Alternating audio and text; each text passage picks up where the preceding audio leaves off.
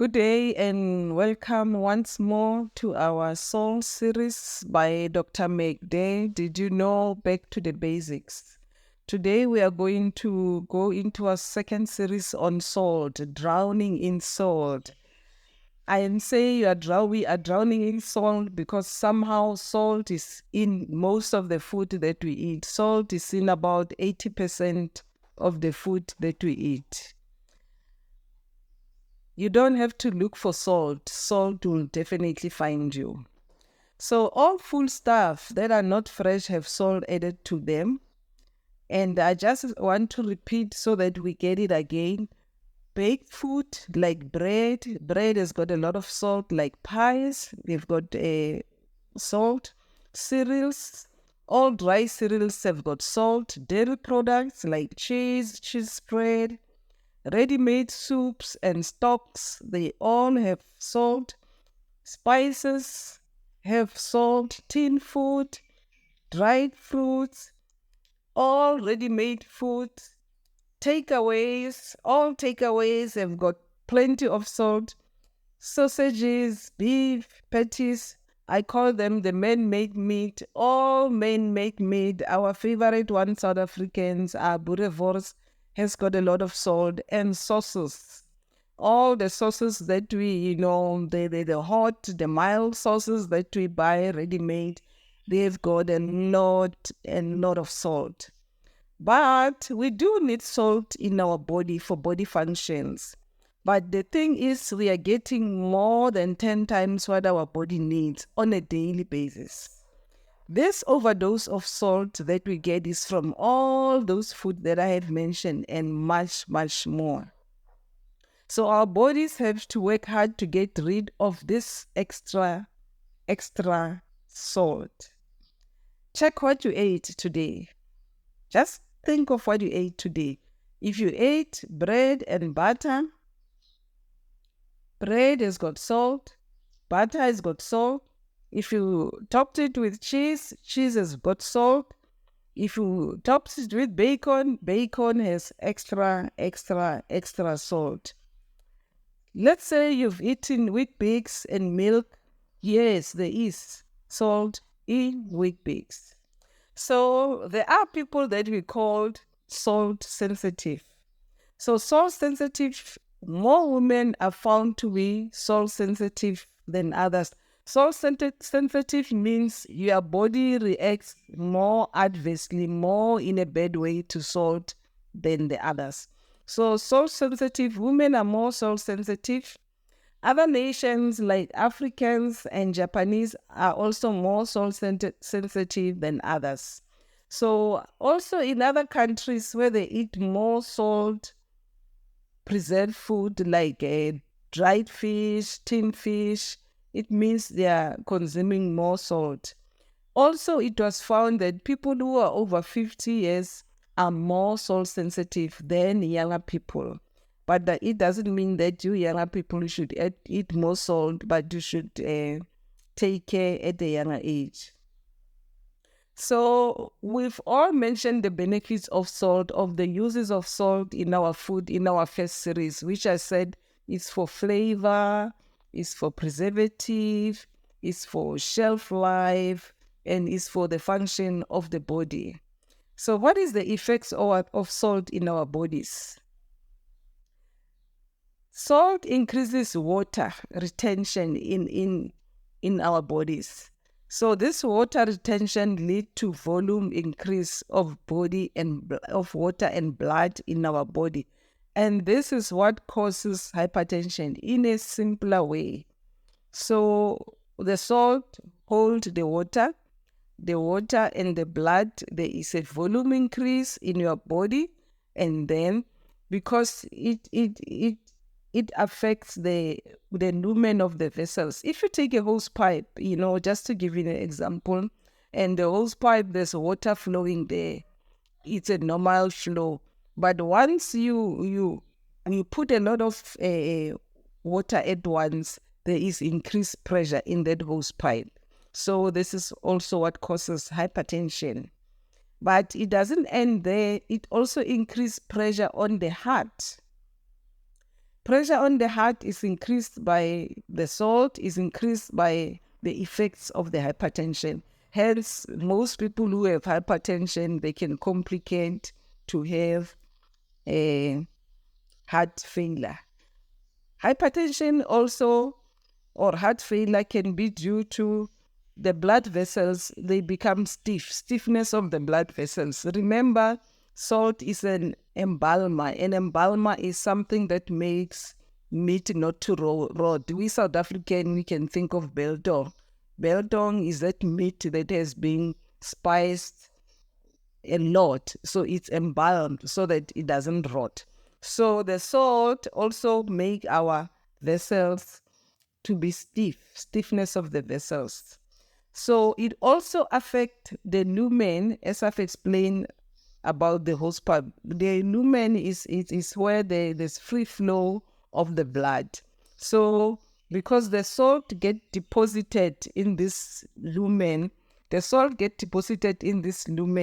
you get a salt deposit in the vessels, and then you get the lumen volume to decrease, and also this can cause hypertension and heart failure. So we also have physical salt damage in our heart, like in one part of the heart called the aorta. You can get that physical damage. But also the salt can damage our kidneys, leading to chronic kidney failure, in the long run. But we can also have blood pressure damaging our kidney. So meaning the salt does not damage the heart and the kidney in one way. It damages them in two ways, by the salt, but also by pressure on the kidney, pressure on your heart. So we can also have damage to your bones. How does it happen? Your bones, they need calcium.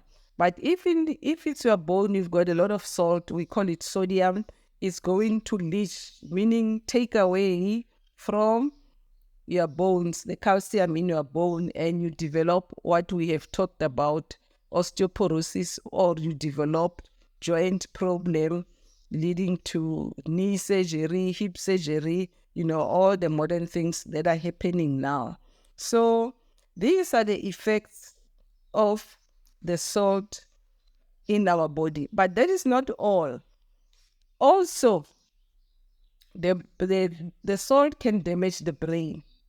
So this stiffness of the blood can happen in the brain, leading to stroke due to a lot of salt. And also high blood pressure on its own can lead to stroke. But the other thing is that abnormal chemical environment in the brain due to a lot of salt in between the cells, intracellular and extracellular, can lead to something called dementia. And one of the dementia is Alzheimer. And unfortunately, we've seen an Alzheimer increasing. We used to think Alzheimer is a thing of older people, 90, 80 something years, but we've seen it happening at a younger age. It is also linked to the high salt that is in all the foodstuff substances that we eat. So stiff and clogged brain which are stiff due to salt, brain vessels which are stiff due to the amount of salt deposit in the vessels, can also lead to lack of oxygen, and this can also lead to dementia in the long run. I've already talked about joint problems that happens because of the calcium, and because now there's an increased acid environment in the body, then we've got the joint getting arthritis, osteoarthritis, and then we have those knee hip replacement that are happening so much. But the other thing that happens when we eat too much salt is aging quickly, because salt is embalming. But also remember, the reason why they use salt in the food industry is that salt pull out the water, because where there is a lot of water, there's a chances of food rotting very quickly. So the same thing is happening to our skin, and our skin get age very quickly because now we are eating so much salt. But the other thing that's happened is an increase in allergies, in babies in every age. Why? Because we are eating all those prepared food that has got salt. Baby food is prepared food. It has got salt in it. Therefore, it can cause allergies in babies. We eat cereals, we eat tin food, we eat all those things that are commercially prepared, and in some, they cause allergies. So, research has proven that the age of dementia is getting younger, as I said, because we are eating so much salt from the food that we're eating, from the ready-made food, the takeaway, the preservatives, everything that is there, it's just salt. So also research has proven that more salt intake, it leads to hypertension, heart disease, it leads to stroke, and it leads to kidney diseases. So really, what should we do? Because now we are really drowning in salt. Whatever that you buy off the shelf, somewhere or the other, there is salt added. So what should we do? Unfortunately, salt has invaded all our daily food. If today you've ate your bread with your butter, there's salt in there. If you've added your ham, there's salt in there. If you have added your cheese, there's salt in there. So what should we do? Number one, eat less ready-made food. At least when you prepare food on your own, you know what you are eating, And research has also shown that the salt that we put in our food is less damaging than the salt that has been put in those ready-made food, the salt that has been put in the tin stuff and all those commercially prepared food. So eat less tin food, eat less takeaway, eat less takeaway, eat less takeaway. I repeat, cut down on eating sausages. As I said, all sausages have got plenty of salt so that they should not rot. Sausages and things like bacon, they've got plenty of salt. So eat more fruits and vegetables. They have lots of beneficial minerals like magnesium and potassium and other minerals which help to balance the salt in the body. So meaning the fruits and the vegetables, they help our bodies to get rid of the extra salt. So cook your meat with less stock or soup. Cook your meat. Don't put a lot of this ready-made gravy makers. A lot of them, they've just got salt because salt is used so that they should not rot. Make healthy relish. When we grew up, we did not use this packet soups and whatever for our gravy, but we used to have the real thing, which was tomato and onion made as a healthy relish to whatever we were eating. So make those healthy relish like tomato and onion, but not using tinned onion, because tinned tomato is still got a lot of salt. Try and use most of the time fresh tomatoes. Eat less snacks. And I'm saying that to the youth, to all of us. Eat less snacks. I see a lot of parents, they allow our children to eat this big packet of snacks unknown. Those are just full of salt.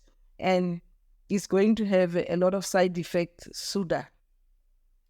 But the other things that you can get used to eating is to eat salt-free nuts. If you shop try to look at things like salt-free nuts. Also try to look at salt-free butter or salt-free margarine. So viewers, it's so bad. We are just swimming in salt. All I can say is we are not even swimming, we are drowning in salt. Thank you so much for watching Dr. Magde on Back to the Basics. See you next time. Please don't forget to like, share, and subscribe on our YouTube. Thank you. See you next time. Bye.